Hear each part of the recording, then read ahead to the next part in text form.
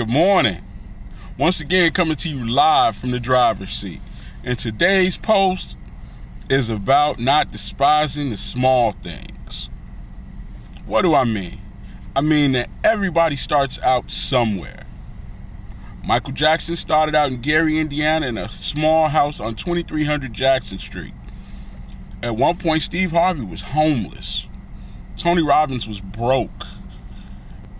Tyler Perry, homeless. And I could give you countless examples of people who had nothing and now have everything. Let's look at it like this.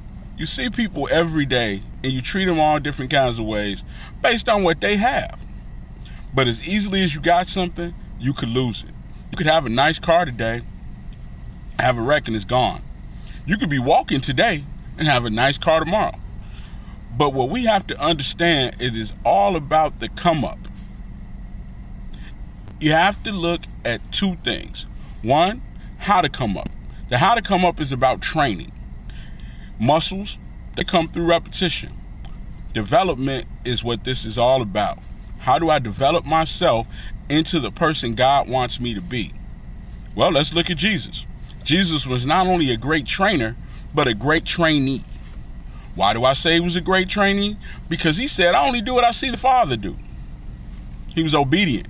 He got understanding. He followed. And ultimately, he was elevated so that he could teach and train others. That is the way it is supposed to be. You should go from student to teacher. That's the same relationship we have with our parents. Our parents were once children, but they went from being children to parents.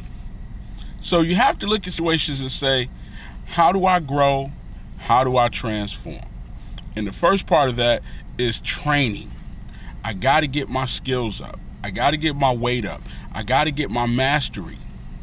Because mastery will allow me to become a person who can teach it.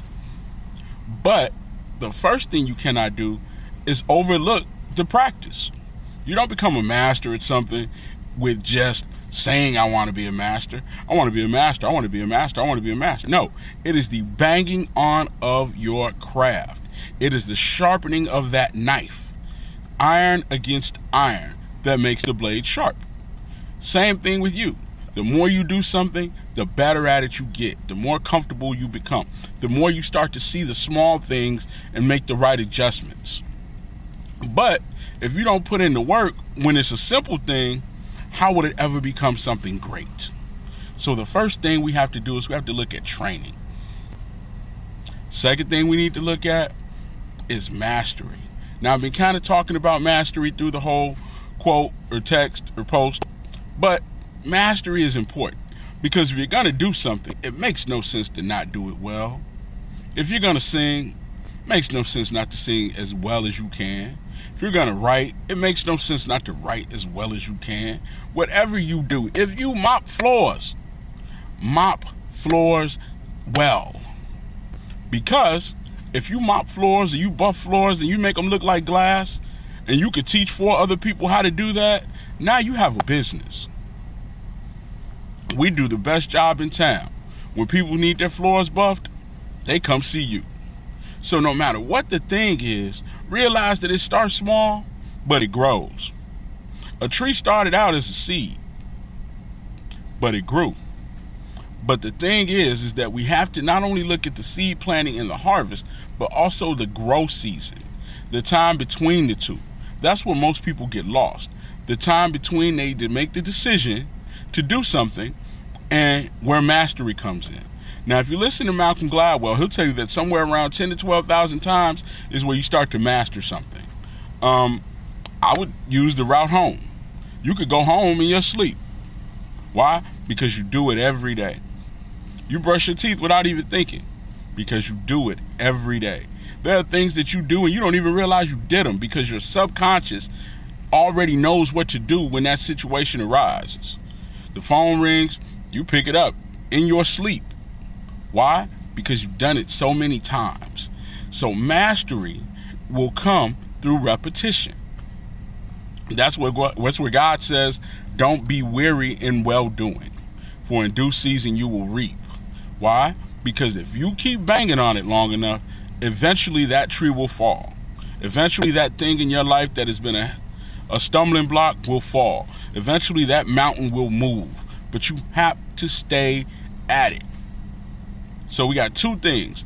We want to be trained up, just like a child. We want to be trained up. Children start small, become kings.